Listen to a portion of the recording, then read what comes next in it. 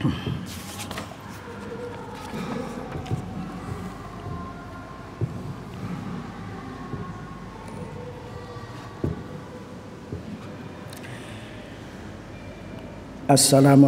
warahmatullahi wabarakatuh. Bismillahirrahmanirrahim.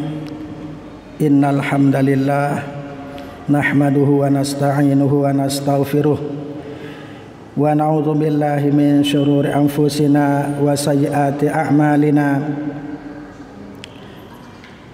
May yahdihillahu fala mudhillalah wa may yudlil fala hadiyalah.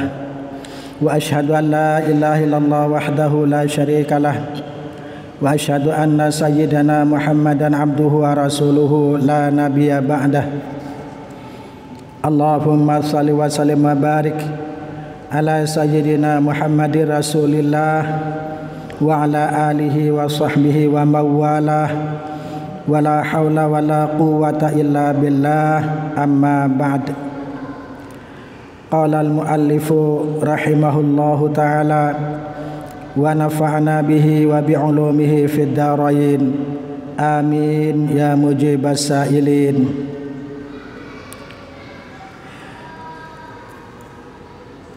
Thumma ila hadratin nabiyil mustafa sayyidina Muhammadin sallallahu alaihi wasallam wa abaihi wa ikhwanihi minal anbiya'i wal mursalin wa jami'il malaikatil muqarrabin alaihimus salatu wassalam wa azwajihi ummahatil mu'minin wa auladihi wa dhurriyyatihi wa alihi wa ashabihi, khususan ahli badrin minal muhajirin wal ansari radhiyallahu anhum ajma'in wa jami'i atba'ihi wasyuhada wal ulama wal awliya wal salihin wal musannifin wal muallifin wa judurina wa jaddatina wa abaina wa ummahatina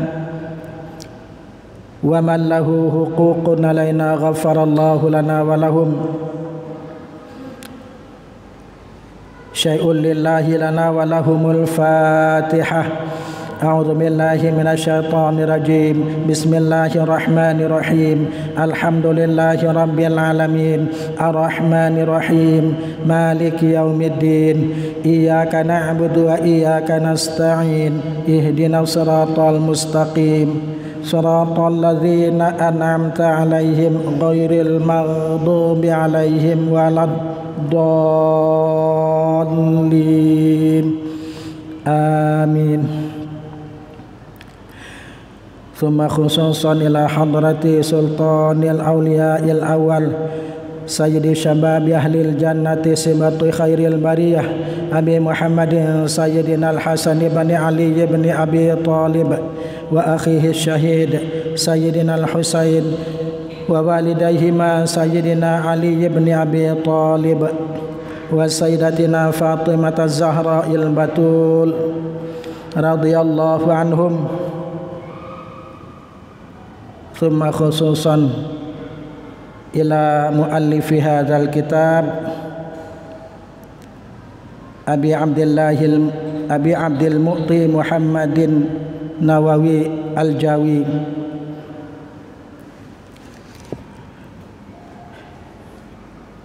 wa sayyidina Syekh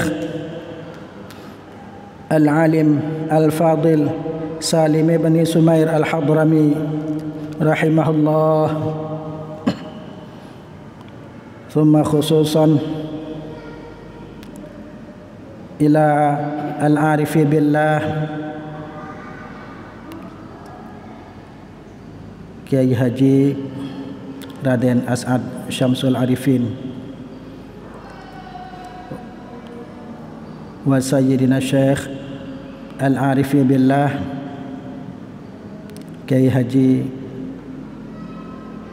Ahmad Siddiq Maula Jember wa sayyidina Syekh Tuan Guru Haji Lalu Ahmad Khairi Adanan bi Fraya. Syai'un lillahi lahumul fatihah. A'udzu billahi minasyaitonir rajim. Bismillahirrahmanirrahim. Alhamdulillahi rabbil alamin. Arrahmanir rahim. Maliki yaumiddin. Iyyaka na'budu wa iyyaka nasta'in. Ihdinas siratal mustaqim. Shiratal ladzina an'amta 'alaihim ghairil maghdubi 'alaihim waladdallin. Amin. Bismillahirrahmanirrahim. Wa thalithuha ita'uz zakati. Dan yang ketiga dari arkanul Islam, dari rukun-rukun Islam yang 5, ita'uz zakati adalah menunaikan zakat. Yakni maksudnya i'ta'uha i'ta'uz zakah, yakni memberikan zakat liman wujida, kepada orang yang didapati minal mustahiqina, termasuk orang-orang yang berhak menerima zakat, fauran, secara segera, idza tamakkana minal adai, apabila telah memungkinkan minal adai untuk menunaikan. Maksudnya adalah apabila memungkinkan waktu untuk menunaikan zakat, ma'awujubit ta'mimi, disertai dengan kewajiban memeratakan. Wahum, dan adapun mereka, wal mustahiquna, dan adapun mereka orang-orang yang berhak menerima zakat atau golongan-golongan yang berhak menerima zakat, thamaniyatu anwa'in, yaitu 8 macam. Maksud dari ibarat ini adalah bahwa rukun Islam yang ketiga dari 5 rukun Islam adalah ita'uz zakah, menunaikan zakat. I'ta'uha, yakni maksudnya adalah memberikan zakat liman wujida, kepada orang wujida yang didapati, orang-orang tersebut minal mustahiqina, termasuk golongan mustahiq zakat atau orang-orang yang berhak menerima zakat, fauran, secara bersegera. Artinya ketika orang sudah memiliki harta yang mencukupi nisab dan sudah sampai haul, sampai 1 tahun, maka orang tersebut wajib menunaikan zakat atau memberikan zakat kepada orang yang tergolong dari mustahik zakat. Dan mustahik zakat ini ada 8 golongan atau 8 asnaf, 8 golongan orang-orang yang berhak menerima zakat. Di peringkat pertama, al-awalu, yang pertama, fakirun. Di peringkat pertama adalah orang fakir. Ini peringkat pertama. Dari 8 asnaf, dari 8 golongan yang berhak menerima zakat itu, peringkat pertama yang harus diprioritaskan adalah fakir, orang fakir. Nah, siapa yang dimaksud dengan orang fakir? Di dalam kitab ini Syekh Muhammad Nawawi Al-Jawi menjelaskan bahwa wahadduhu, dan adapun batasan orang fakir itu, batasan atau kriteria orang fakir itu, walladzi la mala lahu aslan, adalah orang yang tidak memiliki harta sama sekali. Aslan ini artinya sama sekali. Artinya orangnya sama sekali tidak mempunyai harta. Kalau di kampung kita kayaknya kesulitan kita untuk mendapati orang fakir, orang yang tidak memiliki harta sama sekali untuk menutupi kebutuhan hidup sehari-harinya, kayaknya mustahil atau sulit kita dapatkan di sekitar kampung kita ini. Dan insya Allah di kampung kita ini belum atau tidak ada orang yang berpredikat fakir. Kalau miskin insya Allah ada, tapi kalau predikat fakir sepertinya tidak mungkin atau mustahil kita jumpai di kampung Islam Kepawon ini. Insya Allah setiap orang memiliki harta. Karena di sini batasan fakir itu walladzi ma lahu aslan. Kata Syekh Nawawi Banten, yang dimaksud dengan fakir itu adalah orang yang tidak memiliki harta aslan sama sekali. Wala kasba kadzalika halalaini, wala kasba dan tidak memiliki usaha, kadzalika seperti itu pula, artinya sama sekali tidak memiliki usaha, tidak memiliki harta, di samping itu tidak memiliki usaha. Halalaini yang halal keduanya. Jadi antara harta dan usahanya itu halal. Dia tidak memiliki sama sekali, baik harta yang halal maupun usaha yang halal, di dalam rangka untuk memenuhi kebutuhan hidupnya sehari-hari. Wal muradu bil kasbi, dan adapun yang dimaksud bil kasbi dengan usaha huna di sini, huwa talabul ma'isyati, adalah mencari penghidupan atau mata pencaharian. Tidak memiliki usaha di sini bukan berarti dia tidak memiliki usaha yang elit, misalnya tidak punya toko, bukan itu yang dimaksud. Tidak punya lapak misalnya, bukan itu yang dimaksud. Tapi tidak memiliki mata pencaharian. Mata pencaharian ini macam-macam jenisnya. Bisa dengan jadi buruh tani, buruh bangunan, atau yang lainnya. Itu yang dimaksud dengan mata pencaharian. Jadi orang fakir ini di samping tidak memiliki harta, juga tidak memiliki usaha yang halal keduanya. Artinya harta dan usaha itu halal.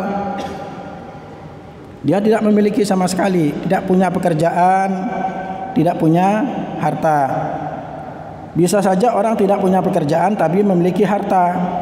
Bisa, karena mungkin harta warisan, kemudian dia taruh atau dia sang, ini orang yang punya harta. Karena orang punya harta itu tidak harus memiliki harta lewat usaha. Bisa saja memiliki harta lewat warisan.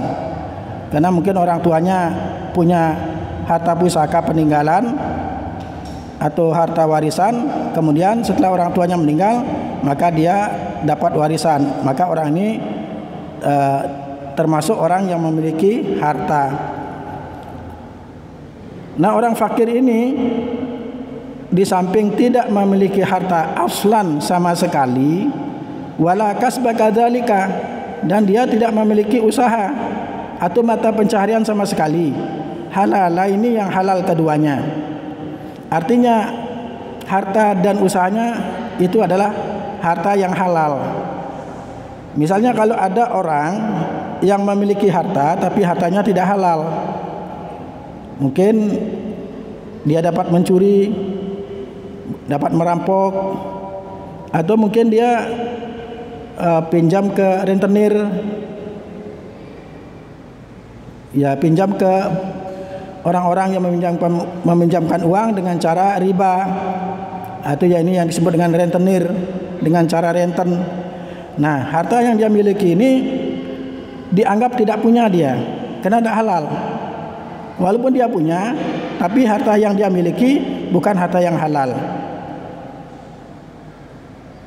Maka dia juga dikategorikan tidak punya harta, karena syaratnya punya harta di sini adalah halal. Usaha dan hartanya halalaini, yang halal keduanya.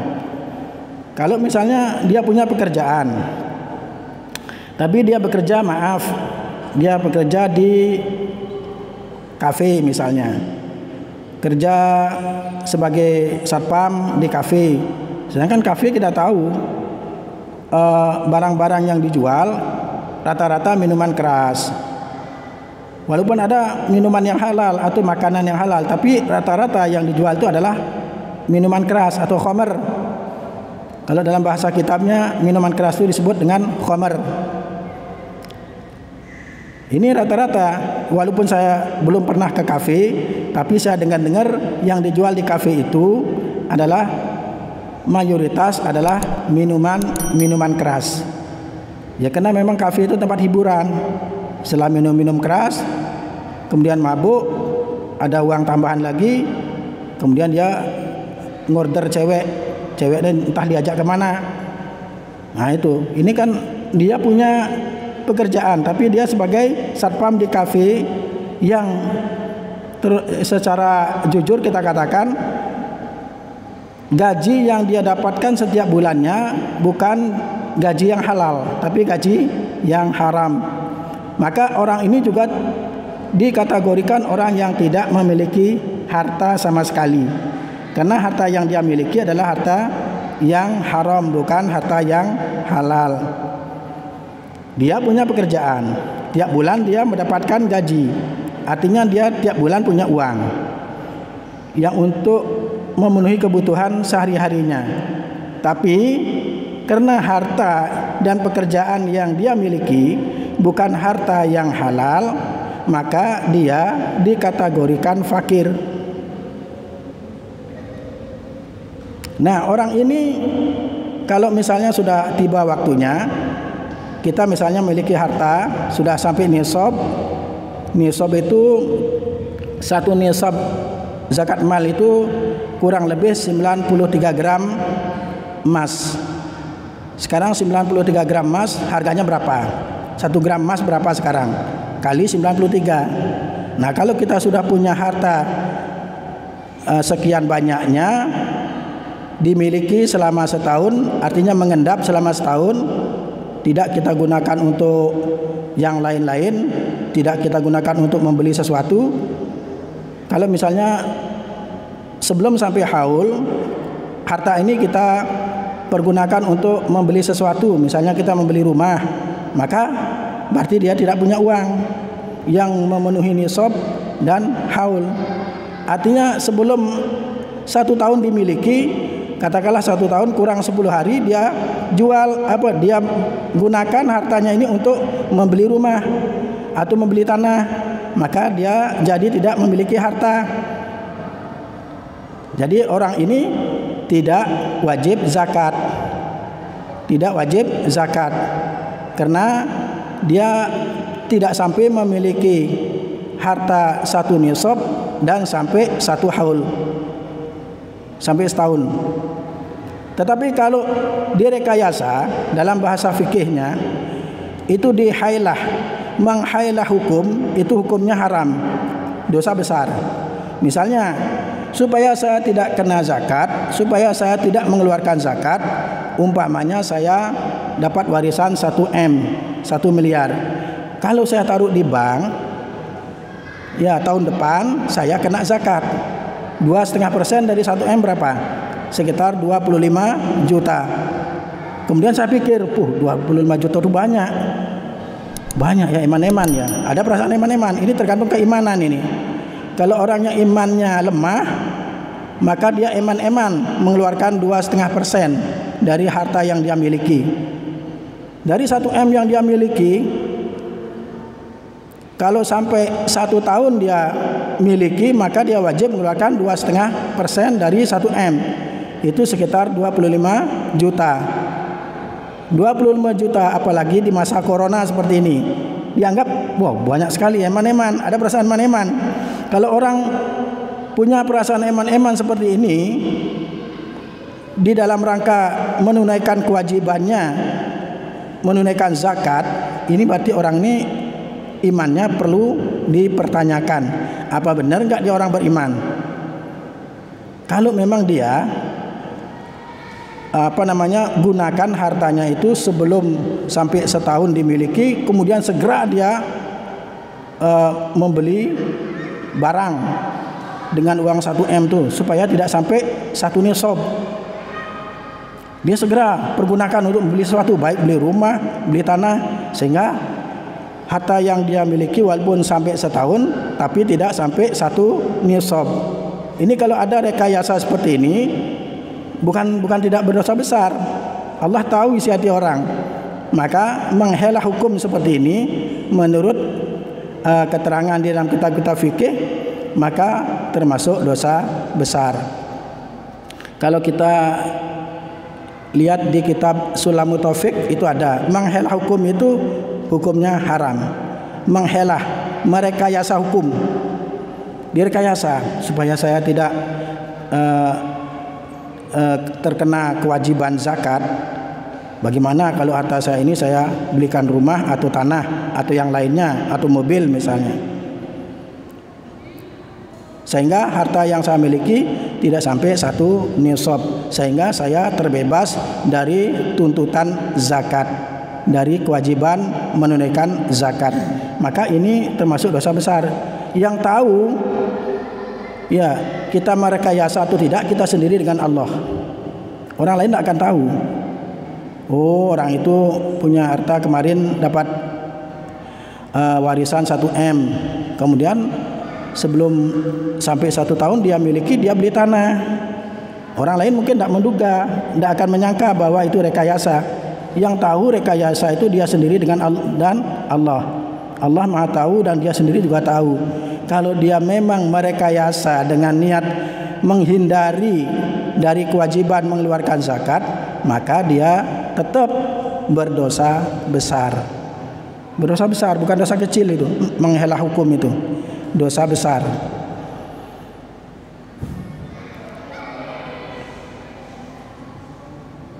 Kira-kira berapa harga emas sekarang? 1 gram emas sampai 1 juta? Sampai 1 juta? Kalau tidak nyampe, katakanlah 800 ribu. 800 ribu dikali 93 gram, ya, dan itu dimiliki, artinya uang terpendam selama setahun dimiliki, maka wajib kena zakat. Wajib mengeluarkan zakat 2,5% dari 93 gram harga emas itu. Nah, ini kebanyakan di masyarakat kita, menghela hukum ini sering kita dapati. Dia menghela merekayasa hukum karena dia tidak tahu bahwa merekayasa hukum itu adalah perbuatan dosa.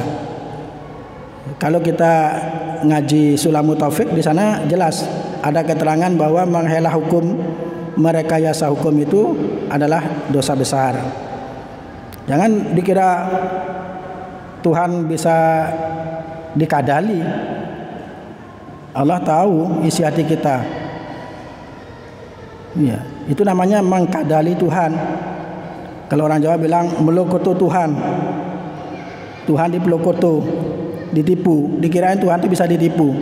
Nah, ini sifat-sifat seperti ini biasanya dimiliki oleh orang-orang munafik. Orang-orang munafik itu orang-orang yang zahiriyahnya, casingnya Islam, tapi batinnya mengingkari ajaran Islam. Ya, termasuk mengingkari ajaran Islam.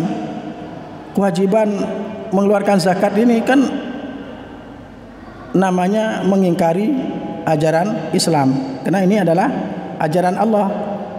Perintah menunaikan zakat bagi orang yang berkewajiban mengeluarkan zakat kepada orang yang berhak menerima zakat adalah kewajiban di dalam agama. Wajib hukumnya. Kalau tidak dilaksanakan, maka berdosa. Nah, ini yang sering tidak kita sadari. Menghela hukum itu bukan berarti dibenarkan dalam agama, tapi berdosa besar. Ya, karena ini politik atau siasatnya orang-orang munafik. Orang munafik tuh begitu. Bagaimana dia bisa terhindar dari kewajiban agama? Maka dia merekayasa. Bahkan sesuatu yang halal bisa menjadi bisa haram, yang haram itu bisa menjadi halal. Itu menghalalkan sesuatu yang haram dan mengharamkan sesuatu yang halal, ini disebut dengan hailah. Hailah itu merekayasa hukum. Nah, tadi golongan pertama dari orang-orang yang berhak menerima zakat adalah fakir. Dan insya Allah di kampung kita tidak ada orang yang berpredikat fakir. Bukan arti fakir itu bukan berarti orang yang tidak punya rumah. Bukan. Ini tidak punya harta dan tidak punya usaha. Tidak apa-apa dia tidak punya rumah, tapi dia punya harta, punya usaha, ya, yang dia bisa gunakan untuk kos atau ngontrak misalnya. Bukan termasuk fakir kalau begitu. Dia termasuk miskin. Ya, miskin juga termasuk malah ranking kedua, malah urutan kedua yang harus diprioritaskan di dalam menerima zakat. Makanya yang dimaksud di sini itu ma'awujubi ta'mim ini, di dalam menunaikan zakat, di dalam mengeluarkan harta zakat itu disertai dengan wajib memeratakan. Artinya kalau misalnya di kampung kita ada fakir, ada miskin. Misalnya ada 8 orang fakir misalnya, kita temukan di kampung ini. Kemudian ada 10 orang miskin misalnya, kita temukan di kampung ini. Maka kita wajib memeratakan, memberikan zakat itu diratakan, dikasih semua. Jangan satu orang aja dikasih, yang lain enggak. Nah, itu maksudnya wajib memeratakan itu wajib. Artinya memperhatikan orang-orang yang membutuhkan di sekitar kita itu hukumnya wajib. Makanya memeratakan penyaluran zakat itu hukumnya wajib. Makanya di sini dijelaskan dalam ibarat kitab ini ma'awujubit ta'mim, beserta kewajiban memeratakan di dalam penyaluran harta zakat. Jangan hanya satu orang aja dikasih. Misalnya masjid ini mendapatkan harta zakat mal misalnya 10 juta. Kemudian kita ngasih hanya satu orang aja 10 juta itu. Maka kita itu masih belum menunaikan kewajiban mengeluarkan zakat, karena tidak ada wujub ta'mimnya. Karena di sini kewajiban memeratakan itu wajib hukumnya. Makanya di sini ibarat kitab mengatakan ma'a wujubit ta'mim, beserta kewajiban memeratakan. Nah, selanjutnya aulahu malun faqat, atau orang yang dikategorikan fakir itu memiliki harta saja. Aulahu malun faqat halalun, atau dia memiliki harta saja halalun, yang halal. Mungkin dia dapat warisan. Kemudian tetapi la yasuddu min ju'atihi masaddan min kifayatil umril ghalibi alal mu'tamadi inda tauzi'ihi alaihi. Walaupun dia memiliki harta yang halal saja, tetapi tidak menutupi dari rasa laparnya dengan penutupan dari kecukupan atau menurut kecukupan umur yang secara umum. Misalnya orang itu umumnya umur sampai berapa tahun? 60 atau 70 tahun. Karena umat Nabi Muhammad ini rata-rata umurnya antara 60 sampai 70 tahun. Kita ambil yang maksimal lah, 70 tahun. Misalnya ada orang memiliki harta di usia 40 tahun. Di usia 40 tahun dia memiliki harta katakanlah 100 juta rupiah. Tetapi harta ini tidak diperniagakan, artinya tidak digunakan untuk usaha, hanya ditaruh gitu aja. Kemudian dia tidak bekerja atau tidak punya pekerjaan, tidak punya penghasilan. Harta dia punya, tapi dia tidak gunakan untuk modal kerja, sehingga dia tidak bekerja atau tidak punya pekerjaan. Nah, kalau harta yang 100 juta ini dari umur 40 tahun sampai umur 70 tahun, kira-kira 30 tahun. 100 juta dibagi 30 tahun berapa per tahunnya? Kemudian setahun sekian, kemudian dibagi dalam sebulan berapa? Nah, dalam sebulan kan 30 hari. Nah, setelah dibagi per hari, ternyata rata-rata perharinya dari 100 juta yang dia miliki, kemudian dia simpan di mana gitu, dia simpan di bank atau di koperasi, setelah di rata-rata perharinya cuman 10.000 rupiah, padahal kebutuhan sehari-harinya minimal 30.000 rupiah. 10.000 rupiah ini ada nggak separuh dari 30? Kan belum ada. Separuh dari 30.000 adalah 15.000. Tetapi setelah di rata-rata harta yang dia miliki 100 juta itu perharinya cuma 10.000 rupiah, maka dia dikategorikan fakir. Ini wajib mendapatkan zakat. Walaupun kelihatan awalnya wah 100 juta, tapi orangnya ini tidak kreatif, orangnya tidak kreatif, malas, hanya ditaruh gitu uangnya, atau dititipkan ke siapa, dititipkan ke bank, ke koperasi atau ke siapa. Kemudian dia minta perharinya 30.000. Kalau sampai seharusnya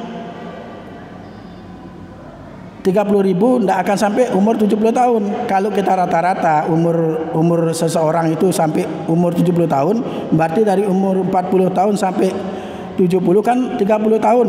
Nah, setelah dibagi uang 1 juta itu ternyata perharinya hanya 10.000 rupiah.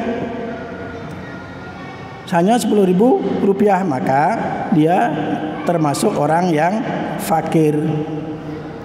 Makanya orang fakir ini termasuk orang lemah. Lemah sekali. Lemahnya dalam segi mental, batinnya lemah, jiwanya lemah. Makanya Sayyidina Ali bin Abi Thalib sampai mengatakan kadal faqru ayyakuna kufron, mendekati, hampir-hampir orang fakir ini akan menjadi kafir. Artinya orang fakir ini gampang terjerumus ke dalam kekafiran. Arti yang disebut kafir di sini adalah kafir nikmat. Kafir nikmat, kufur nikmat ini yang dimaksud dengan kafir di sini. Dan bisa juga karena dia mentalnya lemah, jiwanya lemah, ada iming-iming dari pihak lain untuk pindah agama dengan jaminan setiap bulan dikasih sembako, setiap bulan dikasih uang 1 juta atau 2 juta. Ini akan mudah tergelincir, akan mudah goyah. Bisa-bisa dia berpindah agama. Nah, ini orang fakir itu begini, mentalnya lemah, jiwanya lemah. Makanya Sayyidina Ali bin Abi Thalib sampai-sampai mengatakan kadal faqru ayyakuna kufron. Hampir-hampir, artinya mendekati, nyaris orang fakir itu menjadi kafir. Itu artinya sangat rentan. Orang fakir itu sangat rentan keimanannya. Akan dihadapi dengan goncangan masalah sedikit, bisa-bisa dia kufur. Bisa kufur nikmat, bisa kufur iman. Kufur iman itu bisa berpindah agama atau bunuh diri. Kena tak kuat, mentalnya lemah, uangnya dia miliki nggak cukup untuk kebutuhan sehari-harinya, mumet, bunuh diri. Ini juga termasuk kufur nikmat. Karena umur itu adalah nikmat Allah. Kemudian dia bunuh diri, termasuk orang yang kufur nikmat. Yang lebih berbahaya itu, ya sama-sama berbahaya. Yang lebih berbahaya adalah kufur iman. Kalau kufur nikmat ini, asalkan di dalam hatinya ada keimanan, insya Allah dia masih bisa keluar dari neraka.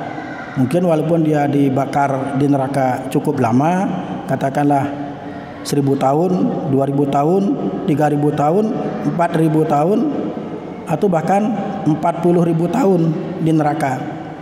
Karena di dalam sebuah hadis Nabi ada dijelaskan, umat Nabi Muhammad yang paling terakhir keluar dari neraka dan paling terakhir masuk ke surga adalah dia disiksa selama 40.000 tahun. Bukan 40.000 tahun dunia.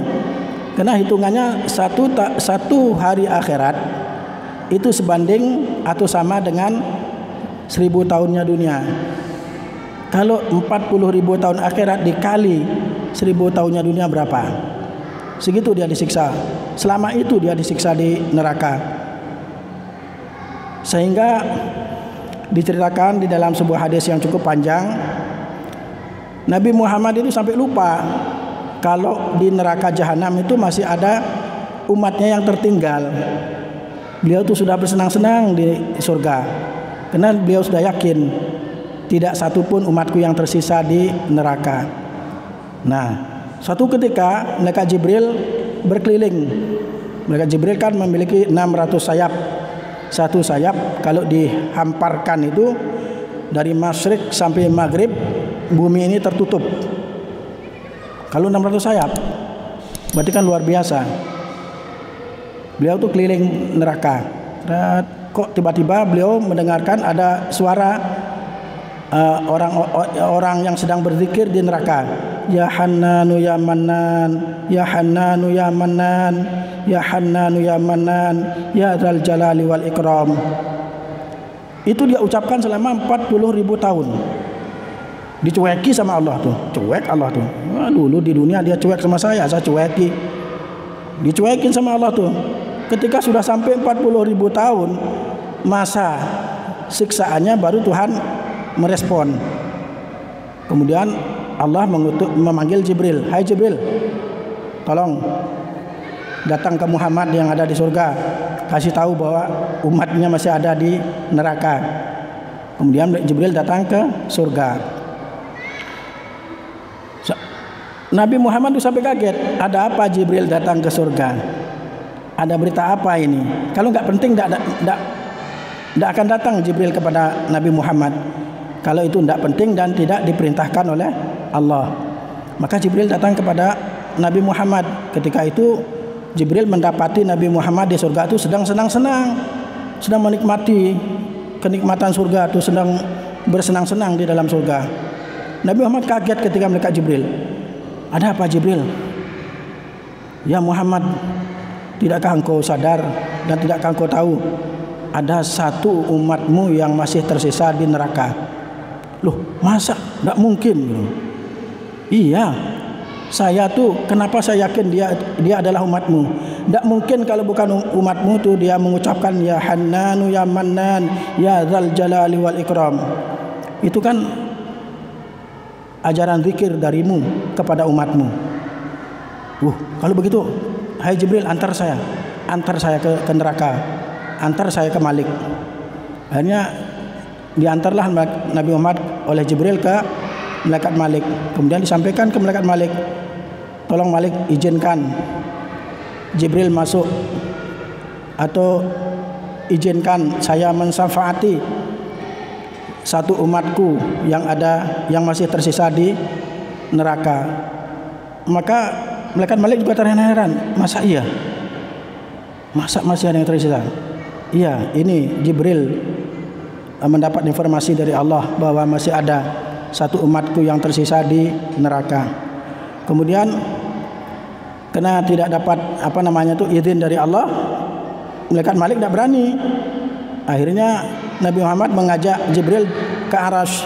Kemudian sampai di Arasy, beliau bersujud di Arasy, minta kepada Allah agar diizinkan untuk membebaskan satu umatnya yang masih tersisa. Kemudian Nabi Muhammad sujud. Allah rupanya belum merespon. Akhirnya dalam hatinya Nabi Muhammad bicara, ya Allah, kalau engkau tidak membebaskan umatku aku tidak akan berhenti dari sujudku sampai kapanpun. Ya, saya kadang-kadang ketawa dengar tuh. Kok Nabi Muhammad itu kayak teman sendiri ya dengan Allah ya. Bicara sampai begitu kan, seakan-akan mengancam Allah ya. Kan seakan-akan mengancam, memaksa Allah tuh. Saya tidak akan berhenti dari sujudku sebelum engkau memberikan izin mensyafaati umatku yang masih tersisa di neraka. Kemudian karena Allah mendengar ucapannya Muhammad seperti itu, maka dituruti. Ya udah, saya memberikan syafaat padamu. Silahkan datang ke Malik, bilang saya sudah mendapatkan izin dari Allah, saya sudah mendapatkan syafaat dari Allah untuk membebaskan umatku yang ada di neraka. Kemudian datanglah kepada malaikat Malik. Kemudian Malik mendapatkan informasi dari Nabi Muhammad dan Jibril bahwa sudah ada izin untuk membebaskan satu umatnya yang masih tersisa di neraka. Kalau sudah ada izin dari Allah, maka Malik bergegas langsung Malik mencari. Malik sendiri yang neraka jahanam, dicari sama malaikat Malik di neraka jahanam selama 1000 tahun, tidak ketemu. 1000 tahun, berarti kan ditambah lagi siksaannya 1000 tahun. Karena nyarinya 1000 tahun tidak ketemu. Dicari selama 1000 tahun tidak ketemu. Akhirnya datang ke Jibril dan ke Nabi Muhammad, bilang tidak ketemu. Bingung Nabi Muhammad. Kalau ada umatnya yang susah itu bingung. Makanya kita tuh jangan sampai lupa dengan jasa Nabi kita, Nabi Muhammad. Beliau tuh sangat memperhatikan umatnya. Dia tidak rela umatnya disiksa di neraka. Andai kata boleh minta kepada Allah, Nabi Muhammad akan minta kepada Allah, jangan satu pun umatku yang masuk neraka. Tapi kan kehendak Allah lain. Karena umat Muhammad ini bermacam-macam. Ada yang taat, ada yang tidak taat. Yang tidak taat ini kan kesalahannya sendiri kan. Padahal Allah telah menjelaskan di dalam syariatnya bahwa orang yang taat kepada Allah ganjarannya surga, orang yang tidak taat kepada Allah ganjarannya neraka. Kemudian setelah itu Nabi Muhammad dan Jibril datang lagi ke Arasy, sujud lagi, mohon kepada Allah, ya Allah tunjukkan di lorong mana, di sudut mana umatku itu yang engkau siksa. Akhirnya dikasih tahu oleh Allah, ya di sudut anu gitu. Kemudian datang, baru dicari lagi sama malaikat Malik, nyarinya itu 1000 tahun baru ketemu. Nyarinya 1000 tahun baru ketemu. Jadi kalau ditambah 2000 tahun kan umat Nabi Muhammad yang disiksa di neraka itu 42.000 tahun. Soalnya nyarinya 2 kali itu, pertama 1000 tahun tidak ketemu, yang kedua 1000 tahun baru ketemu. Ketika ketemu itu dia tuh masih berzikir, ya Hannanu ya Mannan, terus berzikir dia. Setiap detik, setiap saat dia berzikir selama 42.000 tahun itu. Nah, ketika didapati oleh malaikat Malik, umat Nabi Muhammad yang terakhir kali dikeluarkan dari neraka ini sedang dikerumuni oleh binatang-binatang berbisa di neraka itu. Ular-ular neraka, kalajengking neraka, dan lain-lain binatang-binatang berbisa sedang dikerumuni, sedang disiksa, sedang dipatuk, sedang digigit. Kemudian malaikat Malik menghempaskan sayapnya, kemudian bubarlah semua itu.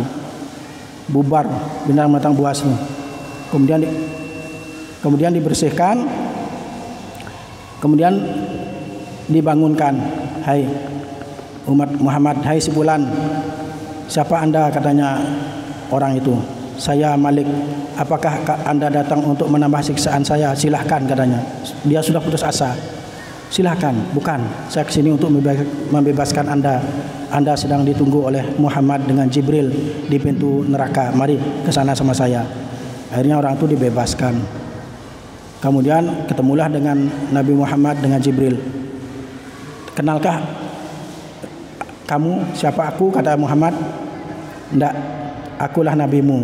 Aku adalah Muhammad yang mendapatkan syafaat dari Allah untuk membebaskan kamu dari neraka. Terus kemudian diajak ke Barul Hayat, dimandikan. setelah dimandikan langsung bersih, celing langsung. Kemudian ketika akan masuk ke neraka itu ketika akan masuk ke surga itu atas perintah Allah, dari saking malunya dia tuh berjalan menuju surga itu bukan berjalan tegak tapi merangkak dia ke surga itu saking malunya. Nah, itu ceritanya. Ya, insyaallah kita lanjutkan pada pertemuan yang akan datang karena waktunya sudah cukup. Kurang lebihnya mohon maaf. Subhanakallahumma wa bihamdika asyhadu an la ilaha illa anta astaghfiruka wa atubu ilaik. Akhirul kalam wal afu minkum. Wassalamualaikum warahmatullahi wabarakatuh.